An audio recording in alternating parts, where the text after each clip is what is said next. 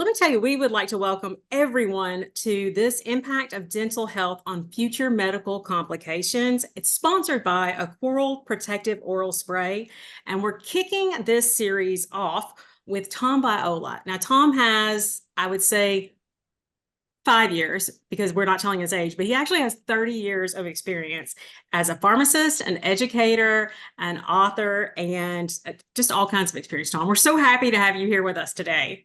Thank you for having me. This is a great opportunity. I love the opportunity to speak to both of you because I'm passionate about what you do. So thank you for having me. Well, and I'm going to tell you right now, Tom is going to be talking about a couple of housekeeping things I need to do. And I have my glasses on, everybody, so I can actually see my papers. So you're welcome for that. Yes, these are fantastic. But Tom's going to be talking about the introduction to dental health and its role in preventing medical complications. But before we get started, there's some housekeeping. Everybody clearly knows how to use the chat. That's where you're going to place your questions. I'm going to keep my eyes on that. I won't need them for the chat, needless to say. So go ahead and put your questions in. We are going to be a little time limited, so we'll probably run over a couple of minutes. Any questions that we don't answer or don't get to, we'll send to Tom. Tom will graciously send the responses back, and we'll push it out to everybody on the email. We're also excited to offer continuing education credits for dental professionals, RNs, social workers, and speech and language therapists. The email will come out tomorrow morning with survey, with all the instructions. If you want the CEs, you do have to attend all 6 of the sessions, and they are clearly being recorded.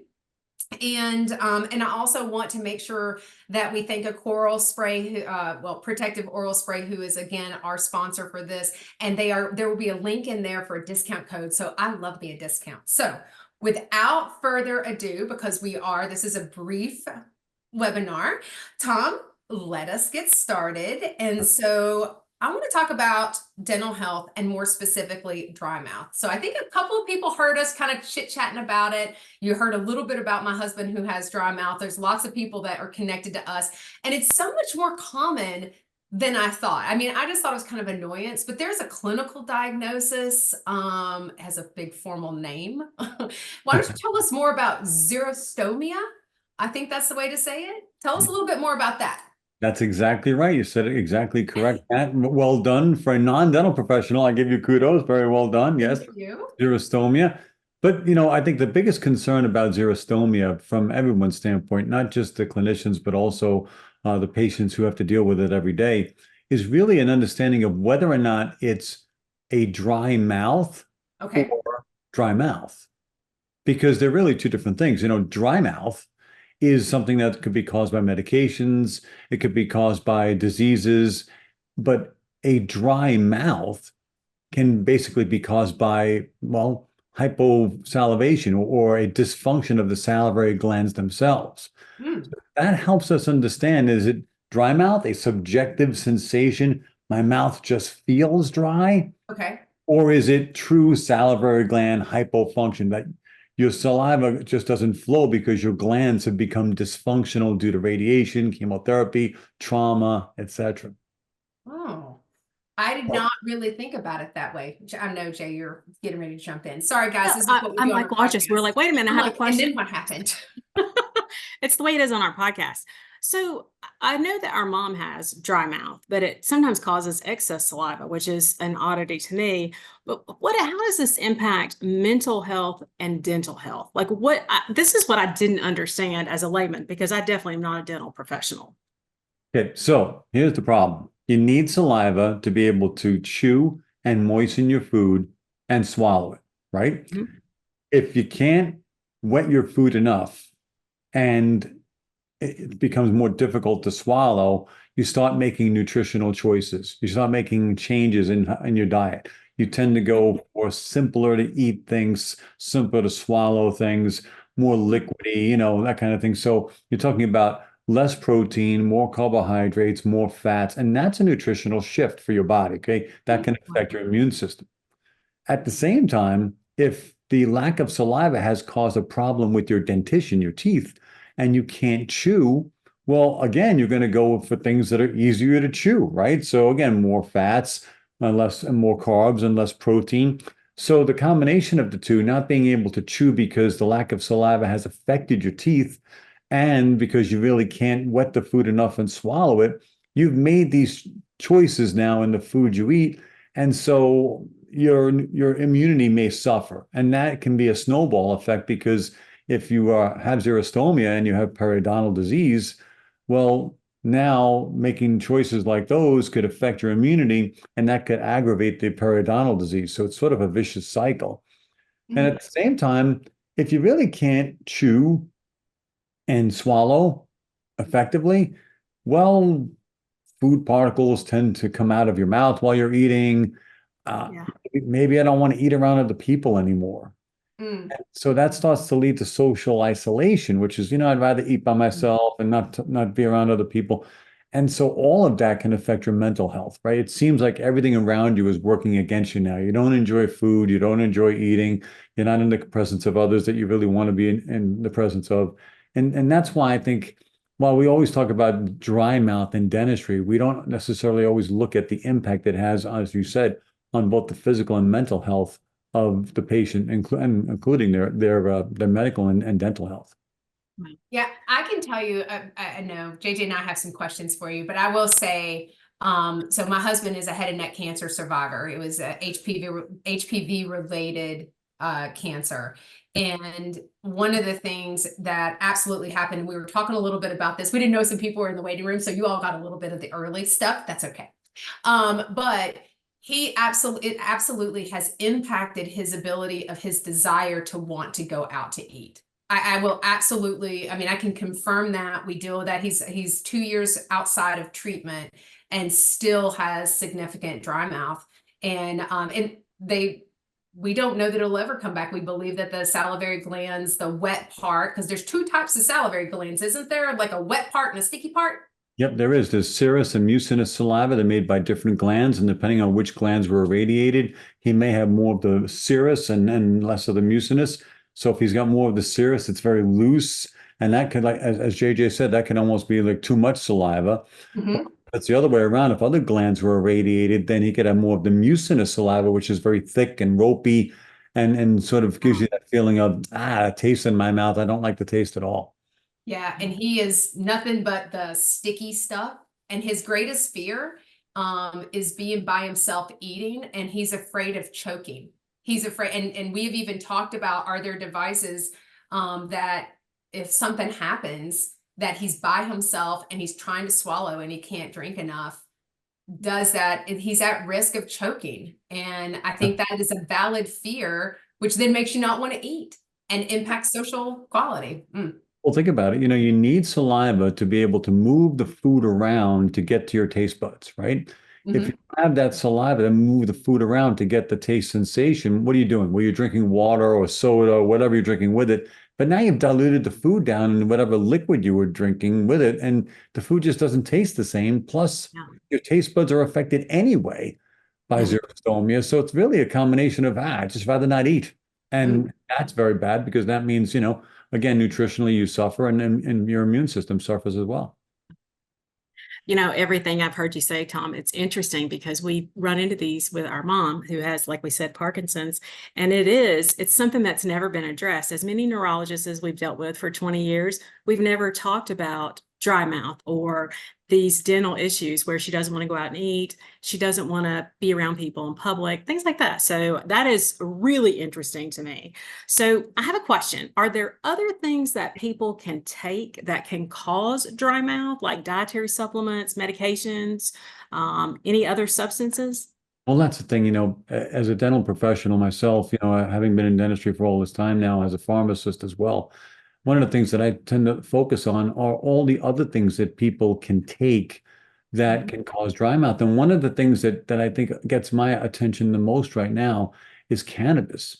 You've got a lot of young people who use cannabis, a lot of older folks like me that use cannabis, and everyone in the middle who uses cannabis sometimes as a form of medication, sometimes as a form of self-medication. And cannabis, or marijuana as it's known colloquially, tends to cause dry mouth. And so again, I'm using marijuana, okay, and I get this dry mouth, but I'm also oddly, now ravenous for carcinogenic foods and drinks, junk food, soda, that sort of thing, and all of that can really do harm to your dentition. And again, now leads you down that road where, okay, I can't eat, my teeth hurt, and we go back to where we were before. Mm. But nobody looks about that, and no one thinks to look for that in a 20-year-old or a 30-year-old. So it could be a Right. family member of yours, a child, or an older child, or even a younger child in their teens, and they've got dry mouth and they don't really even know it because they're using cannabis, and so they just tend to drink more. But ultimately, that has an effect on everything, quality of life. Wow. No, and I think about that. I know that where Jason received treatment, the dental was a key component and still is a key component of his treatment as a holistic view, not just the medical side. The dental is clearly included, as well as the mental health component. And cannabis as a treatment option was recommended. He had asked about it because he was more concerned about the addictive nature to different types of Schedule I medications. And so for him, it was like, well, is it cannabis or do I take hydrocodone or for pain and things like that? And so, but there was you can go ahead and do that. That won't have a negative impact. But the dental side of the house, and they didn't talk about, hey, this is going to create dry mouth, but these are the extra things you have to do. And this is for medical treatment. You know what I mean? I mean, that was a totally appropriate recommendation. I think it's the extra follow-up. Absolutely. And think about what it takes now. Let's say you have xerostomia, you're aware of everything we just said, you realize it's an issue in your life, you realize it's causing social isolation, you realize it's causing a change in your nutritional habits, you want to do something about it. Here's where there's a big deficit. What do you use to treat xerostomia? I mean, there are a lot of rinses you can use, but if you're out in public, what are you supposed to do? Rinse, and then you can't swallow it, so where do you spit it out? Yeah. A lot of the products that are available are water-based, and unfortunately, that means you don't really get that long-lasting relief. A Coral, the spray that the people that are sponsoring this presentation tonight, there's no bones about it. I like their product because it's lipid-based, because it's more of a fat-based than a water-based, and so it has long-lasting relief, which many people can find very soothing, and go about living their life normally versus carrying around a jug of something to swish with every hour and not having anywhere to spit it or know what to do with it. Well, and I will tell you, if you're trying to combat dry mouth, and Jason is constantly drinking water. So he has thick mucus. When they said rope light, they really meant it when he received his treatment. And so he's constantly drinking water. So guess what happens when you're constantly drinking water? You're constantly peeing. And he has to drink water. He gets up at least 2 to 3 times in the middle of the night. And that is a problem. So we know what happens when the body doesn't get enough sleep. You can't heal. You are going to be more irritable, because I can tell you when he's not slept enough. So I think there's so many extra things there. Yeah. What about the fluoride piece? Like, what about like when you have dry mouth, does that impact like dental, like your teeth and all that piece of it? Can you speak to that a little bit? I sure can, and I'm a bit biased because I've been teaching hygienists and hygiene students and dental students pharmacology for years now. It's what I do, but I'm biased in the sense that I know that the first thing that comes to my mind when someone says they're dealing with suffering from xerostomia is you've got to get into the hands of care, and the best hands of care you can find in this situation are those of the hygienist. The dental hygienist will put you on a frequent recall for appointments. So you'll be seeing the hygienist very often, and we'll be able to establish scrupulous oral hygiene. We make sure we deal with every potential complication. We'll also maybe be able to give you some good saliva substitutes, or in this case, maybe a Coral spray. But also, we'll be able to make sure that we identify any pathology or any problem with your teeth before it happens. And so in this case, you want prevention. You really don't want treatment. It's prevention that matters more.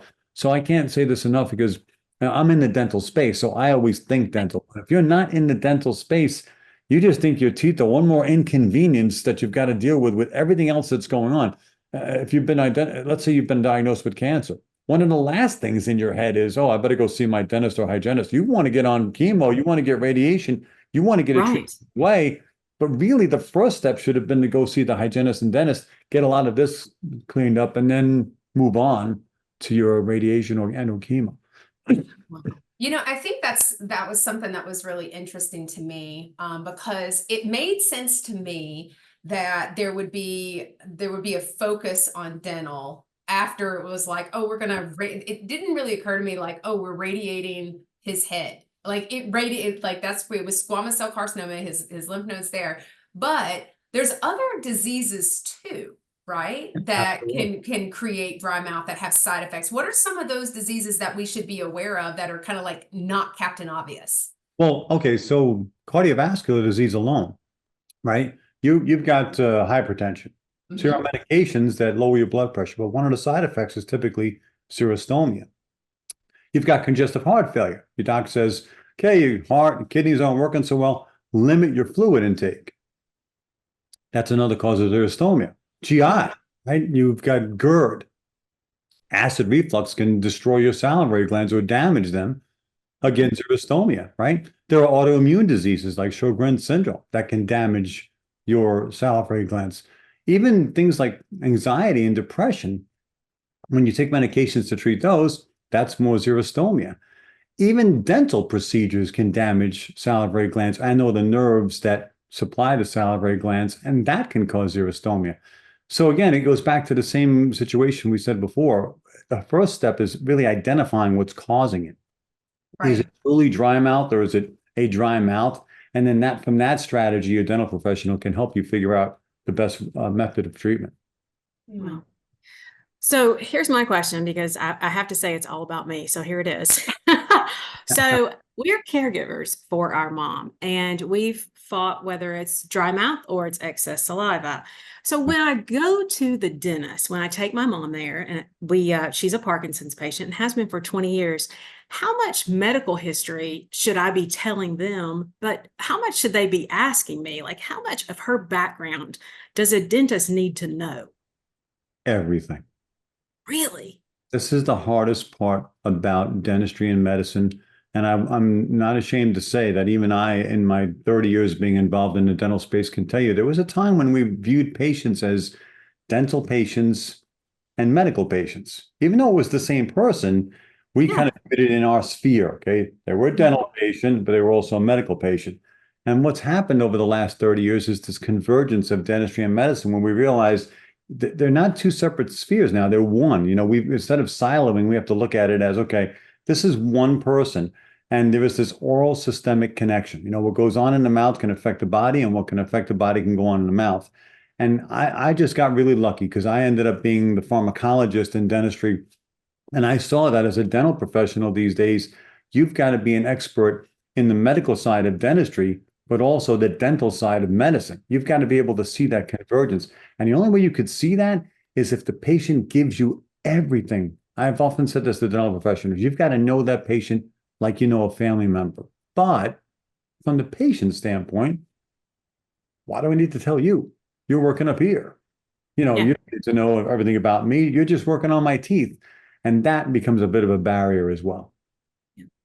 You know, I keep thinking about like, I feel like you talked about prevention, and prevention is such a big thing, whether it's in mental health, we want to do preventative services to really support individuals in medical, the physical health side. But you're right about the dental, because I've heard lots about co-locating between mental health and physical health or primary care, but Yeah. you don't hear about dental co-locating with primary care. And it almost feels like we should have all of the medicine people all in the same building, and you've got teams, a true multidisciplinary team to be able to support individuals, regardless of if it's a complex health issue, a chronic health issue, individuals with disabilities. I can only imagine being able to identify dry mouth. This isn't even on our list of questions. Identifying dry mouth in individuals with intellectual disabilities or who are nonverbal, to be able to say that. So What are some of the things for our caregivers and parents and professionals on working with individuals who may have limited abilities or intellectual disabilities or even being nonverbal? So if you're the caregiver, you are the most important person in that person's life, right? You're their olive branch to the rest of the world, right? They may have issues that not everybody understands or is accepting of or even really has awareness of. But you're that person that is their liaison, that representative. But at the same time, as you're the representative for that person to the outside world, you have to represent that person's interests when it comes to those other people in the outside world. And you've got to sometimes explain, hey, I get what you're saying, but now we're going to go home. We're going to try to implement that. And we may need some resources from you. We may need some extra training. We may need some advice on how to make that happen. So, for example, with a patient with Parkinson's disease, go home and brush those teeth and make sure you floss. Okay, but for a person with Parkinson's disease, they may not be able to even hold the toothbrush tightly enough to brush or Mm. Right. the dexterity to floss. So you need to do that for them. And that's where you become the valuable person. Mm. I'm getting a whole bunch of comments from the chat. So if you guys I aren't know. also watching the chat at the same time, I'm like, oh, that's a good point. Oh, that's a good point. I know.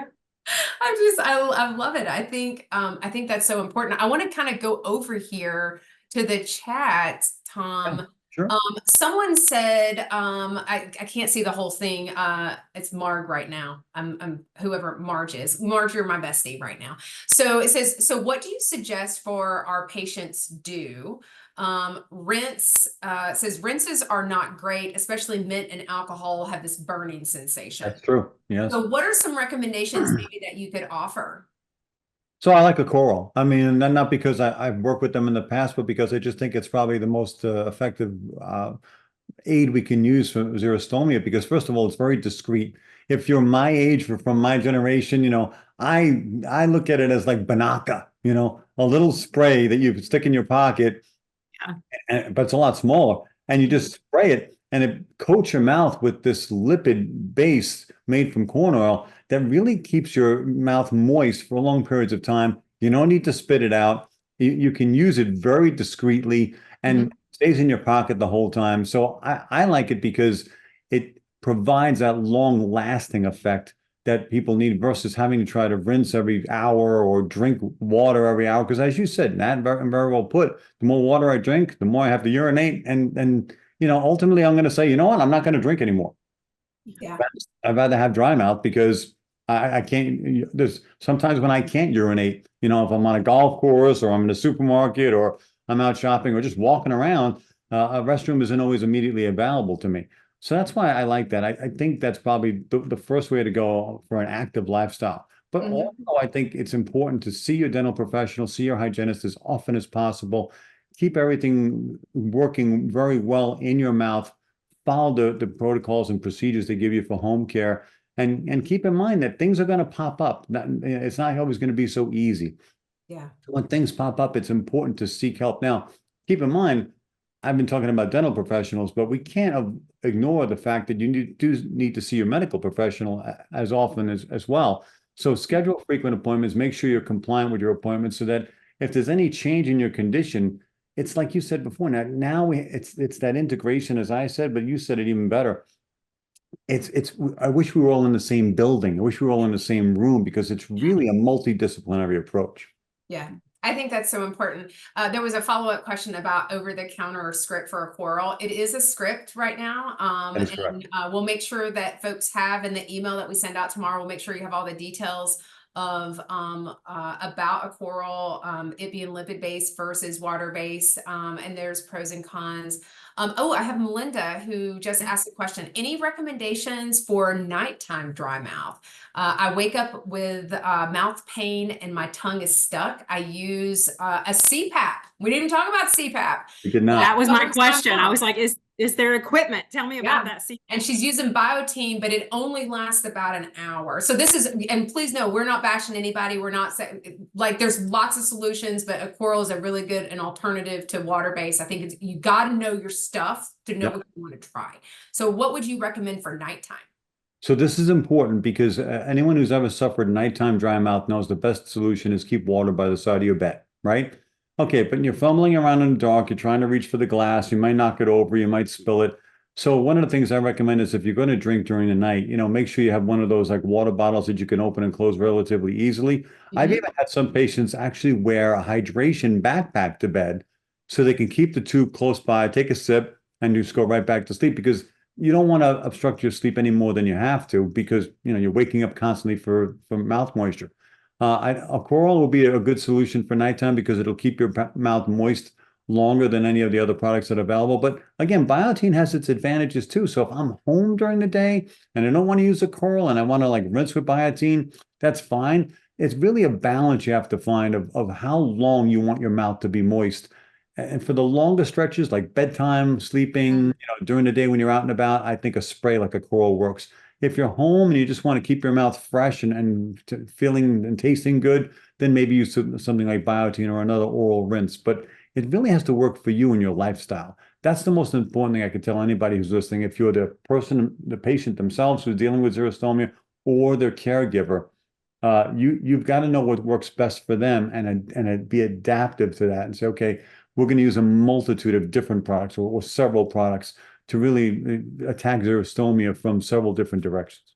Well, and I see that there are a couple of folks, and I apologize because people are in the chat. We probably should have told everybody to change the to button to everyone, but that's okay. We'll get that on Thursday. So I'll make sure I get everybody.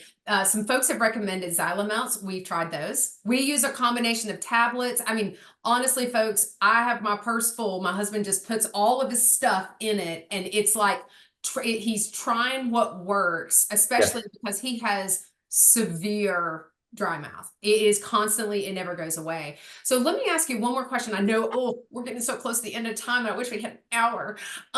We love you, Tom. Okay. So You guys too. tell me about frequency of brushing. If you have dry mouth, should you brush after every meal? Because I'm thinking about if it's dry and you don't have enough stuff to get all the sugar and the stuff all the way down in the bucket. So what do you think about that? Yep. So toothpaste itself can be nerve-wracking for somebody with xerostomia because you need enough saliva in your mouth, first of all, and you're trying to rinse all the toothpaste out, but some of it, some residual stuff's left behind. And now that can actually add to the ropiness or the thicker saliva if that's what you're dealing with. Leaves your mouth minty tasting, but that can be almost to a fault. Plus, if you've got some type of salivary gland hypofunction or some alteration to your taste buds, what tastes minty to you and me may not taste so minty to them. So again, one of the reasons why I'm glad to be on this with you both is because you're caregivers, and I don't think we give caregivers enough support and enough reward for what they do and enough encouragement and I think that's what's lacking. So if you're that person's liaison, if you're that person's olive branch to the world, you've got to be able to say, okay, toothbrushing might be great for everybody, but let me go speak to the hygienist or the dentist and find out exactly how often I should be brushing and what I should be brushing with. And that way, I think you can get a better sense of oral healthcare. In my opinion, I think we should be brushing and flossing after every meal. That's not always practical. Right. And we recommend that for patients with respiratory disease. When you use your inhaler, okay, rinse, but as soon as you get a chance, brush and floss. Well, how many people do you know who use an inhaler and then brush and floss almost immediately? I travel a lot, and I can tell you a lot of people eat on the road. I don't see many people brushing and flossing in the airport bathroom. So it's I'm one of them. I am totally guilty. I mean, I'm not going to lie to you. Jason brushes 3 times a day. And I will tell you this, and folks, this is it. And I always want to give lived experience. He uses 2 types of toothpaste. He has to use toothpaste at the end of the night that has fluoride to try to protect that mouth. And he uses a water pick to get anything there because they have sufficiently scared him enough to say, if you have cavities, if you have to have something pulled because of that radiation to that mouth area, it could be very hard to heal. And so that's why I'm like, the more kinds of options we want to talk about, the better. That's why it's like, there's lots of solutions.